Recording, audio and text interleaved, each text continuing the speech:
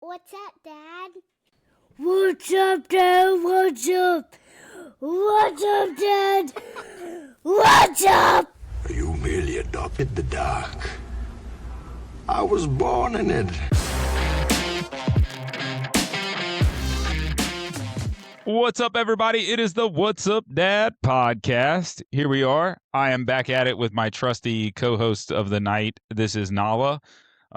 Changed up the lighting a little bit, set the mood because we are going to dive into some more beef livers by Vital Essentials here together. And she may or may not be packing a food review. So we're going to do that together. What do you think, Nala?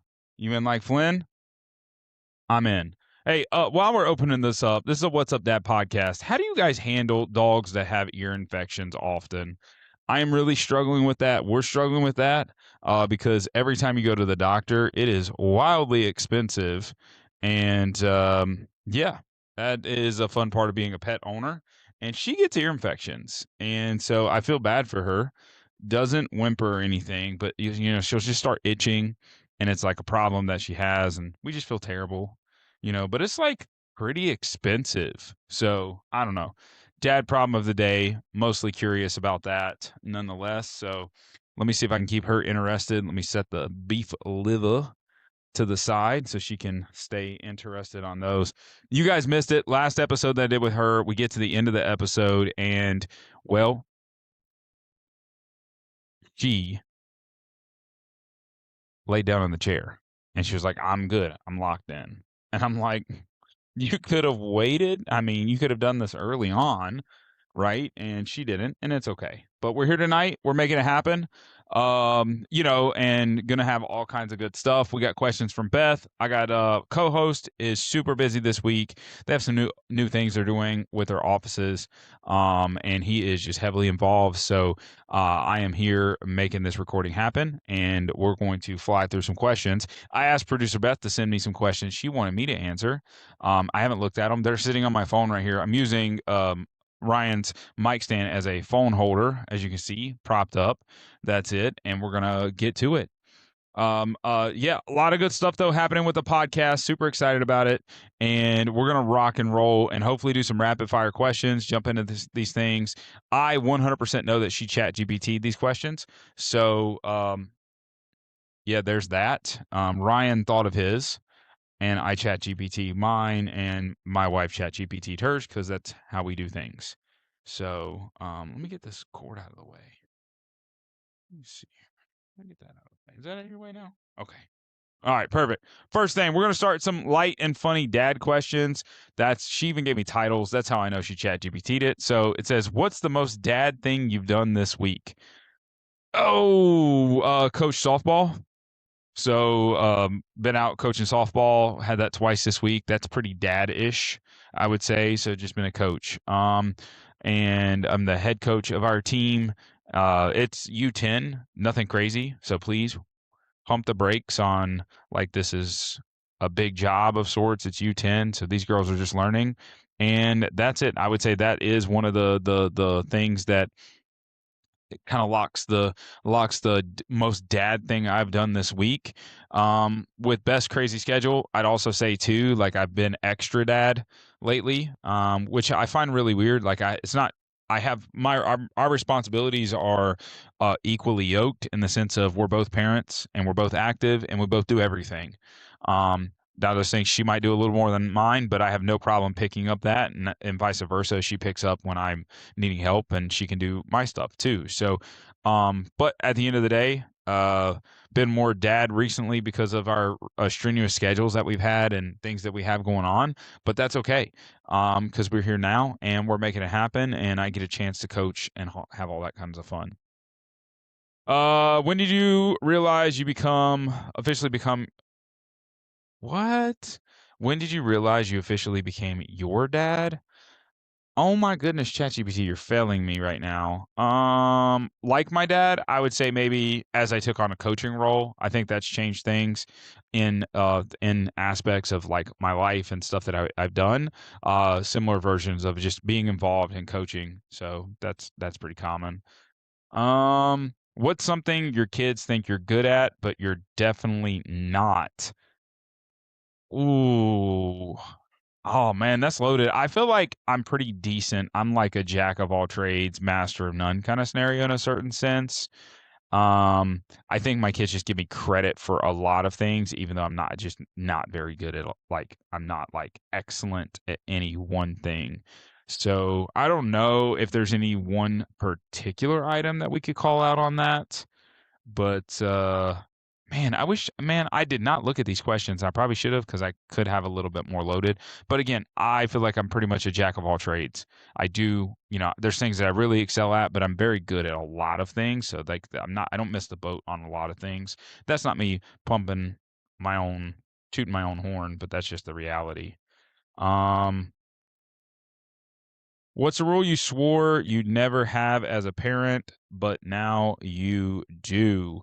I didn't understand no sleepovers as a parent. I didn't understand that. I didn't understand just like constantly being at like there's a party for kids and you want to be there, like why there's like helicopter parents and stuff like that. I'm definitely a helicopter parent. Like if my kids are somewhere, I'm probably there with them. We don't leave them anywhere. We don't allow sleepovers. We don't allow them to the swimming pools without us being there. So that's one of the things that I would say in general. I feel like being a helicopter parent more so, and I don't say like that usually has negative connotation, but I feel like I didn't want to act as one. Now I don't like hover. We don't hover over them, but I think just being more readily available at all times to them is something I wasn't sure that I would do. I figured I'd like let them grow up because that's how I grew up. I grew up, I would say very quickly, and now, granted, I guess talking a little bit older, but I felt like we were had a lot more freedoms and we could have done stuff. I mean, but that was back in the day too, when you'd leave on your bikes early in the morning and you come back eventually maybe to eat lunch, or you'd find lunch somewhere or whatever it might be, and then you came home for dinner, luckily, maybe possibly. You might stay over a friend's house. Like we don't do that. But I also, my oldest are daughters, so it's a lot different for them. That probably question would be better geared towards Beth, in my opinion. Oh, I'm supposed to be giving you these. Crap. Probably geared towards Beth, just because for the girls, I'm sure I'm gonna feel differently with my son though. Absolutely gonna feel differently with him. But again, haven't hit that period yet where I feel like I've had to parent him differently. He's just like a super young kid at this point in time. All right, we're in real talk parenting. Here we go. We need some beef liver. Oh, you got two that time. What's been the hardest phase of fatherhood so far? Oof. I mean, I think there's a huge difficulty with the infants stage. That's very difficult. There's also like just because like staying on schedule, being strict with schedule and stuff like that's what we did. Less sleep, those things. Travel is a lot different. We don't travel a lot anyways, but I think those were difficult. But the phases, like there's just some in between phases that are really tough. Actually, probably what I would consider the most tough in a certain sense is like the calm before the storm of like a growth spurt for a kid. Those are crazy because they're all out of whack, right? They're all out of whack emotionally, physically. They're just goofy looking. They're just like there's all kinds of things going on and you don't know. And then all of a sudden you're like, oh, you're like growing a little bit. Like you've hit like you're changing, right? I can see it's like the before the change is occurring. I would say that is a very difficult phase to handle, especially with older girls. I would say that is a huge factor because I have no idea what I'm doing with girls. And so not understanding that next phase of where they're at, and then two, the girls are so different than my son and various things. So like to me that is a huge thing. And then like me, I'm just like, oh, this is really bad, and then all of a sudden like the phase happens and you're just like, oh wow, this is the bad stuff. So I would say that is a factor that is hard, right? That phase is the calm before the storm of changes that these kids have. I say that is extremely, extremely hard. What's something no one warned you about being a dad?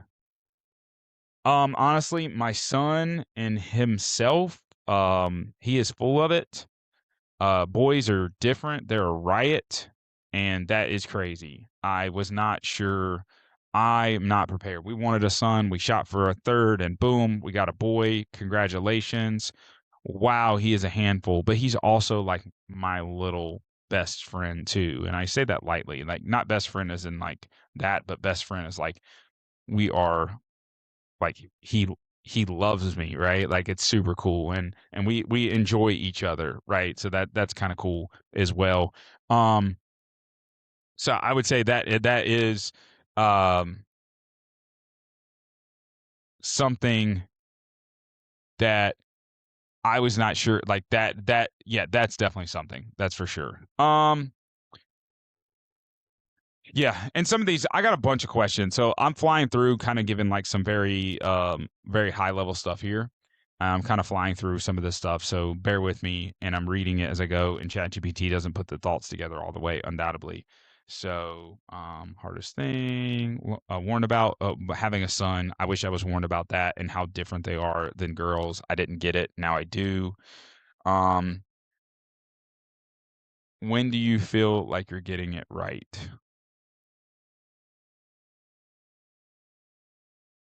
Um, I had a tough day today, as a parent, and I don't think men and husbands and men or women and parents like are willing to admit that had a tough day. The kids were extraordinarily bad together. I mean, my daughters were just at each other's throats, like, and got kind of physical with one another, which is not like them, but there was like circumstances that arose and they become kind of physical with one another. I mean, nothing like you would think. They didn't hit each other, but just it was, one of those situations where they were just like, they wanted to like shake each other kind of thing. It was just weird, right?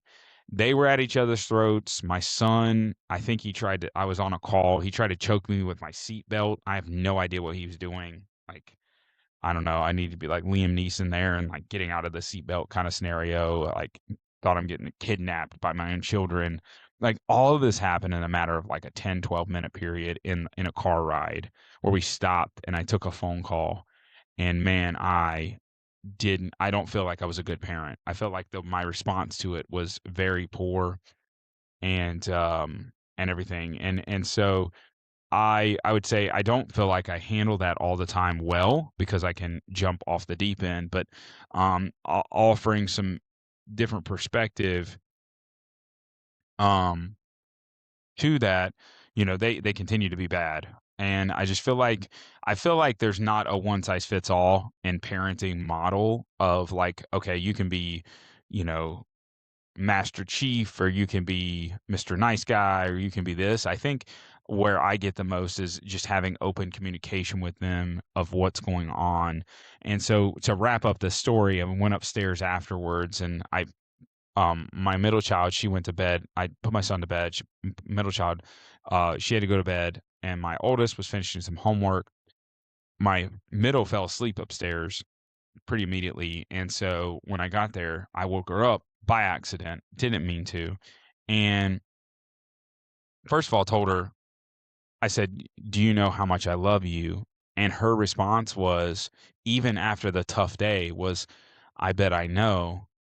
More than the moon and back. And she like sticks out her arms. And to me, like, and this is gonna like make me tear up, like, even through the thick and thin of the scenario, like her understand that is so powerful because like, oh, you want one of these? Okay. We're gonna have hard days. And I said, and I apologize, but like I also apologize to my kids too, like for saying things I shouldn't say and how I say them and what I'm saying without them understanding because they're only kids, right? They're just little, and sometimes things are. They're doing that they don't realize that they're doing, but they're doing, and then they're making bad decisions based off that. So it's very like frustrating for them. And as parents, we just pop off because like they did something bad or stupid, and that's not fair all the time, right? So we have to just be careful. And today it was like an all the time not fair scenario that it just felt like it was like the cyclical cycle that occurred. And so my response was poor as well during that. And through that poor response, I guess, I still wanted to come back to them to let them know like how much they mean to me and that I myself need grace for my actions, and I hope that they can forgive me for my actions. Does that wipe away what they've done and what they did? No, they need to learn from those mistakes, as we all will, and I'm going to learn from how I reacted and acted in a situation. But at the end of the day, they need to. I do want a. I apologize, and I want them to understand it and hopefully accept my apology and give me grace and understanding in the same way that I will. And then, in the same token of not going to bed angry with your spouse or wife, my goal and my attempt is not to go to bed angry with my kids, and know that tomorrow is a new day, and that I'm praying for them and loving them no matter what, and grace is passed to them through us. And in the situations that we deal with, and that tomorrow we hope to be better, we plan to be better, we want to be better, and dad might fail tomorrow as well too, and that is a realistic side of things. I may fail tomorrow and do the same thing, but I can only hope that my kids are willing to let me attempt and try, right? Just like I'm willing to let them attempt and try to be better and to learn as little human beings. Um, so that's that. How do you handle discipline without losing your cool? Sometimes I lose it. But I also think sometimes it takes that, not losing it in a way of being bad, but losing it and just like being like, sometimes they need to understand there's severity behind the things that they've done and what they're doing, and however you manage that is one. And um, otherwise, but also speaking to them with kind tongue and perspective as well. There's not a day that goes by that I don't feel guilty for how I've said things, but I will say that um, I have always spoken to them with clarity and understanding and apologetic. And I think they do understand that dad knows that he is a work in progress, and I'm a sinner just like they are, and I can only do the best to do better, and I hope they can accept that. So we'll move on. We'll move on. That's a tough one. If you have thoughts on that, I'd love to hear it. I'd love to have feedback on that perspective, because it's just something that is tough. I think it's tough for everybody. So, marriage and family balance. Okay. Dogs are not the answer, first and foremost. So sorry, Nala. It says, how has becoming a dad changed your marriage? Oh, it's made it better. Um, why? Because I want my kids to see that I love my wife first and foremost, other than God, like God, and then my wife comes next, and my spouse. And so it's given me the opportunity to show and manage that love in that way. So that's changed my marriage in that way. Like, I have a challenge. My challenge is to build these kids up to one day they will find love in the way that my wife and I love each other and our relationship is. So that's changed our marriage. We're in a season. Everybody has a season. We're not selfish. We don't, we don't, our kids are involved in everything that we do. We don't just, we'll have date nights and we'll have time to ourselves and stuff, but our kids are our life, not the other way around. Our life is our kids' life. Our kids are our life, and we work through that. And I want them to see that, because that's important for us, with it. So, what's one thing you and your spouse do well as a team? We survive, right? I don't know how to say this. Like, we survive. I think our kids see us working together, right? I think, and I know it's like as a team, like our kids do see us working together. They see us working together in our lives. They see us working together in our communication. They see that we're not perfect, that we are not perfect human beings. Um, at all, but they see us loving on each other. They see all the qualities that need to be seen. And sometimes it's good, bad, and ugly too. They see the frustrations and the fights and the stuff like that. We don't hide from them. I mean, they might not see it all, but we don't hide from them. And that's on purpose, right? Because the world is not perfect. We sin all the time. We are sinners, right? Like, we are broken people, and my kids need to understand that they are broken people. And one day they're going to have a relationship that's going to be just like ours, and it should be taken as seriously as ours is taken. And so they see us constantly working together to be better. That's just a big thing, and we do that as a team. Um, so, where do you still struggle balancing work, marriage, and kids? All of it. the balance act of all of that is real. The balance act of work is what is daunting to all of those, I think, just because it's demanding in the stuff that we do. I will say at the end of the day, being a business owner is not for the faint of heart. It's not for the big families, in our kind of business that we own. So it does impact us and stuff like that. But it's one of those things that I do bring to the table of like we have worked and we're at a stage of life now where I'm somewhat trying to slow down the work for the kids and then also involving the kids with it. And I can only encourage you in any capacity to try to attempt to make that happen. Like that is the ultimate goal is to be able to living that life that I want to live with the kids, and the experience with the kids is just what I'm looking to do. And so the balance of the work will fix those things because I have a beautiful marriage and I have beautiful kids, and we spend time with those kids and we spend time in our marriage. So it's like it's both those things are actively happening and they're sharpening all the time.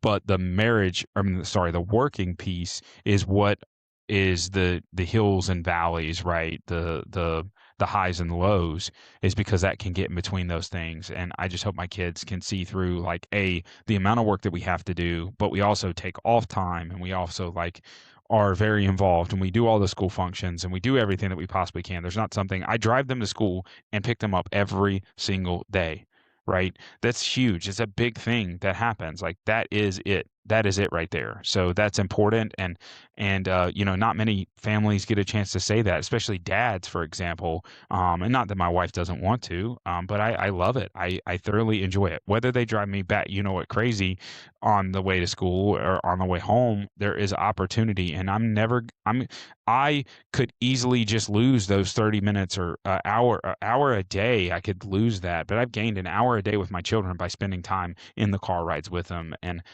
to and from school. I learn I'm the last person they speak to other than their mom, right? I'm the last person they speak to and speaking the Lord into them and that relationship and the importance of that. And I'm the first person that they speak to when they leave, or one of the first people, right? And so we have the opportunities to set the stage and to clear the stage for the remainder of the day and the next part of the day. And I take that very serious. So, as we get in the next, what's something dads don't talk about enough in marriage? That's tough, right? I don't think we talk about our feelings enough. We all hide behind all of our pain and we bear the weight of the world. And I think we can talk a big, long podcast over this just in general. But we just don't talk enough in general about meaningful things. We're very self-centered. We're very, I mean, you know, you call it chauvinistic. We're very a lot of things, right? But what we're not is vulnerable. And I think we need to talk about being more vulnerable. And I'm not sure how much I want to get into that tonight, but being vulnerable is very important. Being vulnerable is what allows you to break through things with your spouse and with your family and with the Lord, right? Being vulnerable with the Lord. If you're able to be vulnerable with the Lord, why can you not be vulnerable with your spouse or your children? That's my question, right? And so we should be able to be vulnerable and with the things that we're dealing with. Yes, ma'am. Can I help you? Is it time? Well, let me see what else we got. We got identity and growth. Oh yeah, we got time. Let's do it. Okay. All right. So, okay. All right. We got a food review here. We've done beef liver on the last episode. I don't know if you guys have seen this. This is Lay's. Lay's is a great company, maybe, if you believe in that. This is their Brazilian style garlic sauce made with real potatoes, no artificial flavors, no colors from artificials, no colors from artificial sources, flavored with other natural flavors. I don't believe any of that nonsense, but check that out. It's a green looking bag. She is smelling it like it's going out of style. This is creamy, zesty, garlicky, crispy crunch.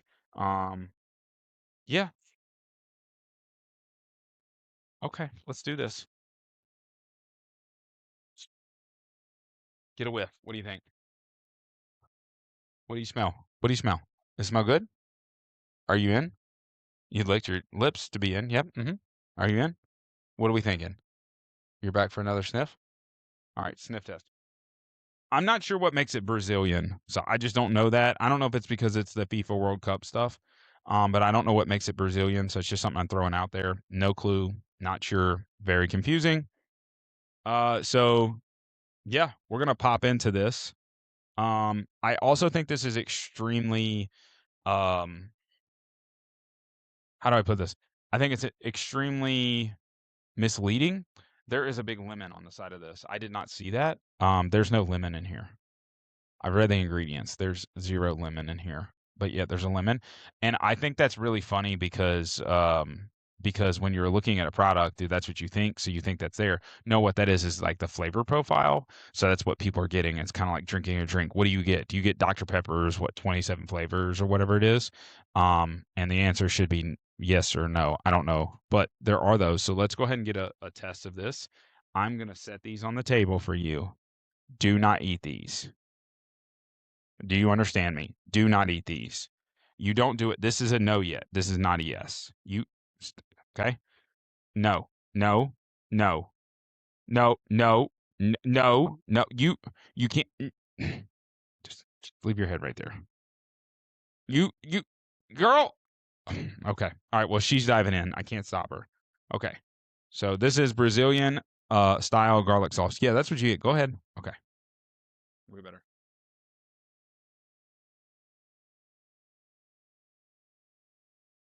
Okay.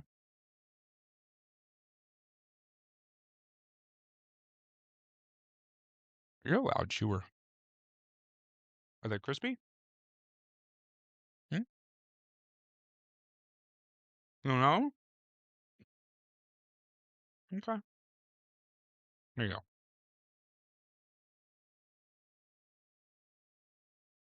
least you don't make as much of a mess as my co-host. All right.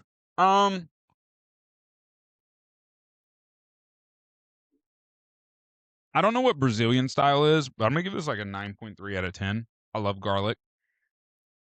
Every looking of the flavor on here is here. It's zesty. I don't understand that. So I'm digging it. 9.3. 9.3. This is really good. I like chips. I'm a big chip guy. So yeah.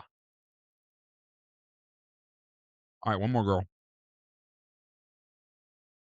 All right, moving on. Identity and growth. Who are you outside of being a dad? Man, that's like a weird question. Thanks, Beth. That's a weird one. Who are you outside? I hope, honestly, I hope when I die, I hope people say I'm a man of God. First, that a man of God that was a husband, a father, grandfather, great grandfather, whatever that might be, a friend, and all that other stuff.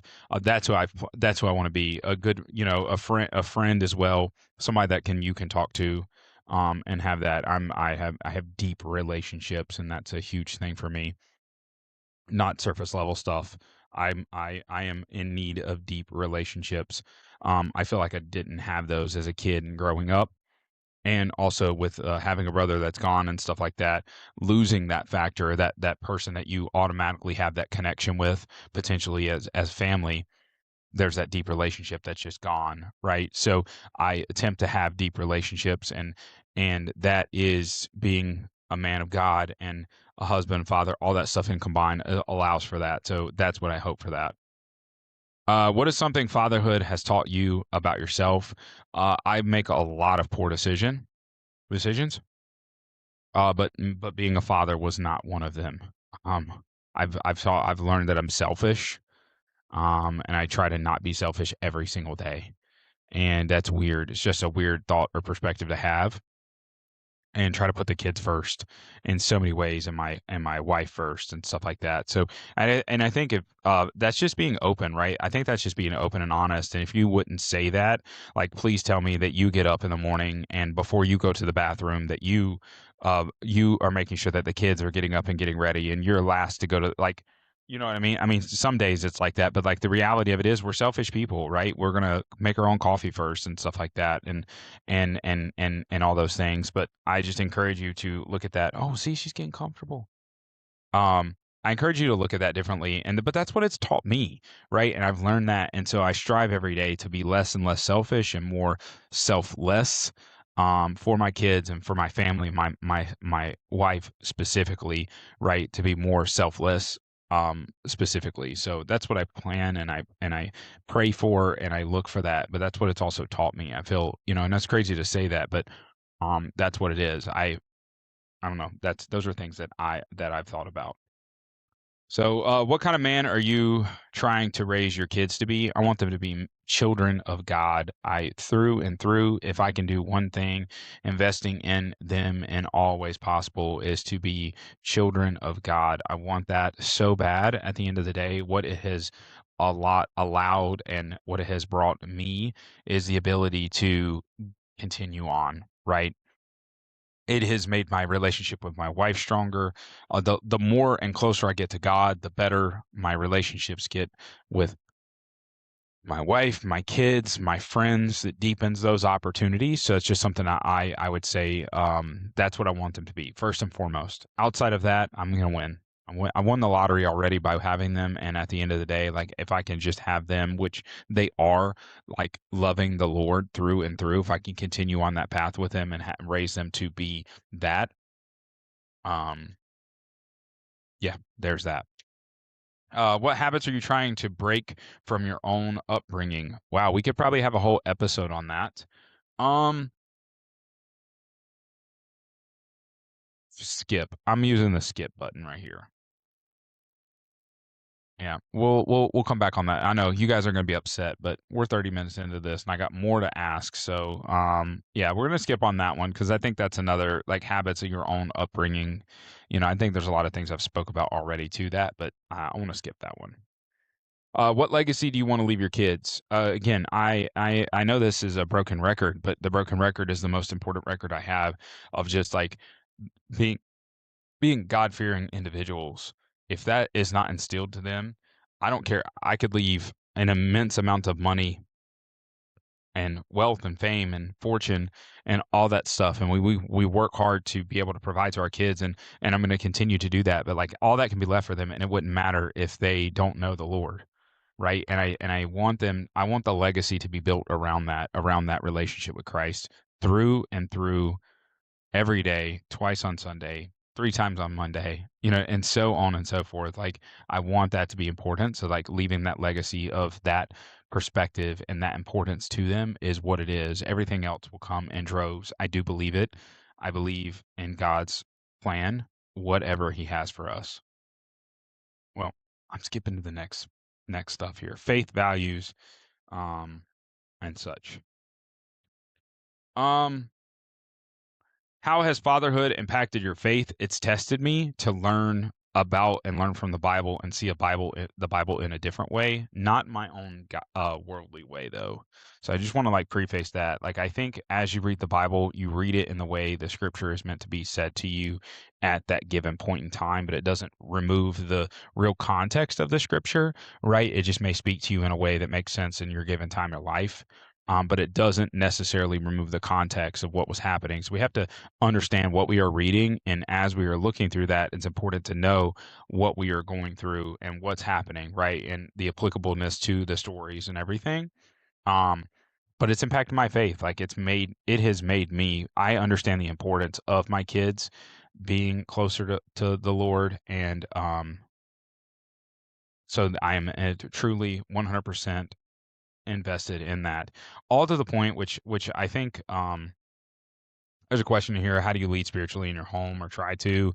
I do love notes to my kids every single day, and not to skip to that, but one of the ways that I'm impacted and working with the Lord is every day I have my phone out, and every morning, and I don't do it 99.9% of the time. It happens in the morning in front of the kids. I am writing their love note, which is a scripture verse that's the scripture of the day, to them, and I handwrite it no matter how long it is. I don't shorten it, I don't paraphrase it, and I talk to them about it. It went from just notes that I provided to them to love notes like I feel love notes as my love showing them like Christ in a broken down way, not a broken way. He was not broken, but like it shows it in a broken down way, and it gives us an opportunity to speak about it.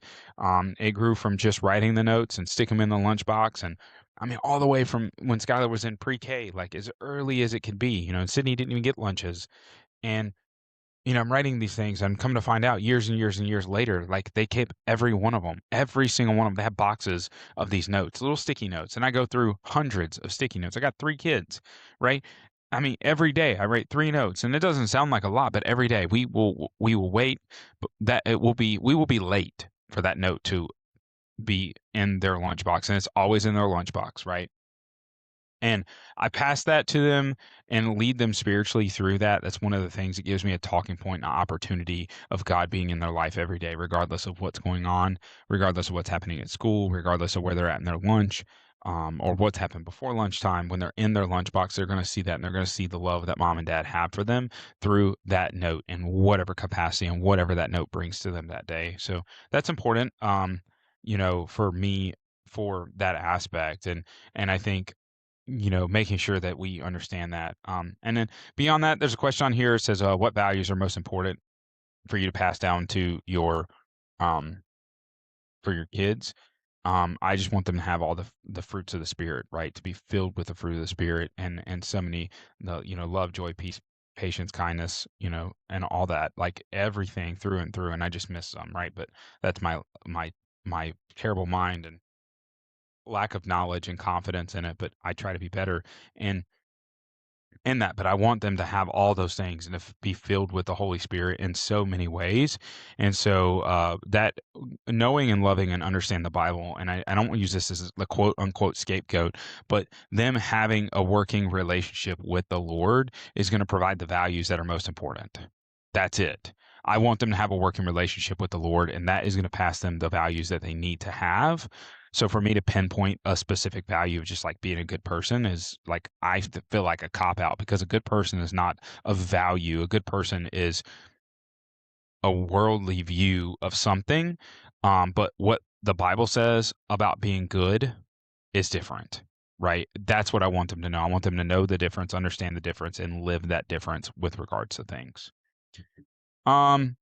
Leading spiritually in your home. I mean, again, I talked about the love notes. We love worship music. I actually create music. I create worship music, and I do that with the kids, and I explain to them the importance of worship and worshiping the Lord.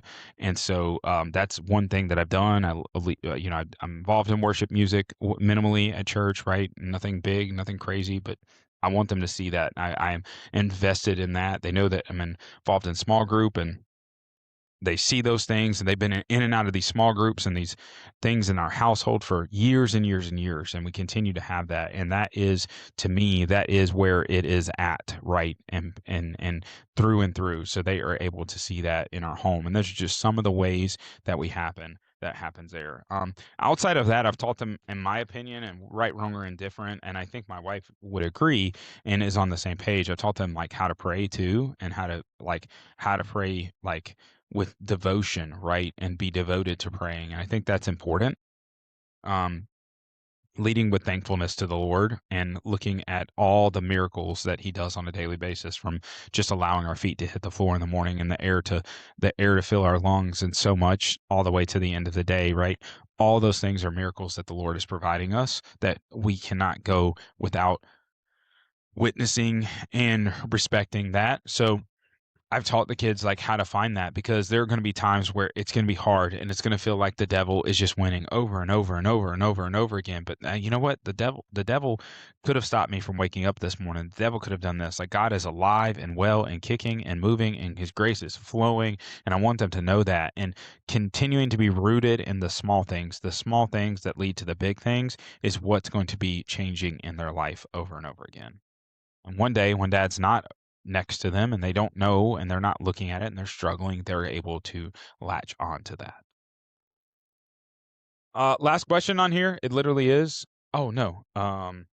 What's a moment where you saw God show up in your parenting? I think at every point in time we've had to meet our kids somewhere, right? I think it's improper for us to require them to meet us as much as it is for us to meet them. And so that's where God will show you when you need to meet them. And I talked about earlier about God will show us when we need to meet them. It's been a tough day as a parent, right? Just in general. And I felt like I was failing and stuff like that. And I felt God's hand on my life and my heart on things that I needed to do to meet our children where they needed me today, right, wrong, or indifferent, and whatever was happening. And so at the end of the day, to me, I think God continues to move us. We just have to be open and willing for God to show up. Um, Willing to see him show up in our lives and understand where he's at and how he's working through us. So I don't know, that's something I feel like it's very constant in those things, and God has really shown me how to parent um in that. So all right, rapid fire segment, fun for the listeners. This is where it ends here. I'm not sure. Oh, she knew. Oh, she knew. I'll put them close to the edge for you. See if you can. There you go, sweetheart. Look at that. She's like a bum, like laying down and eating these. That's hilarious. All right, coffee or energy drinks? Oh, I did spill water. Coffee or energy drinks? Both. I love caffeine. Like a solid 400-ish milligrams of caffeine a day is a really good number for me, like a standard day. So I love caffeine. I have a newfound passion for coffee. I love that. I think coffee is great. Hoorah, in my opinion of that. And energy drinks are fantastic. I mean, it wouldn't be nothing for me to consume one a day of each, right, at the end of the day. So I love them.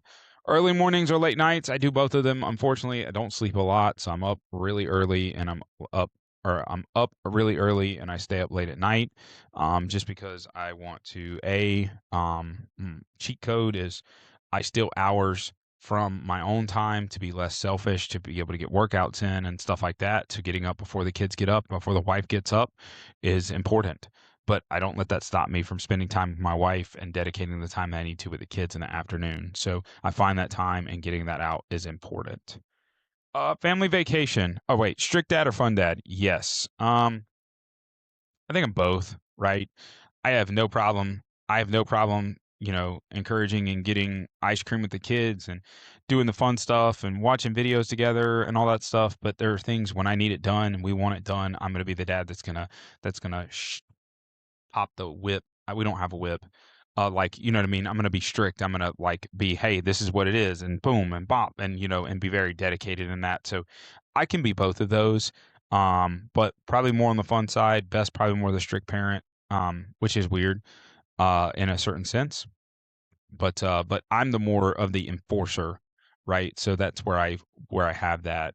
She's strict on like rigorous things that are happening, and fun the other. You know what I mean? So it's like we share again because we share roles. We share bits and pieces of that, depending on where it needs.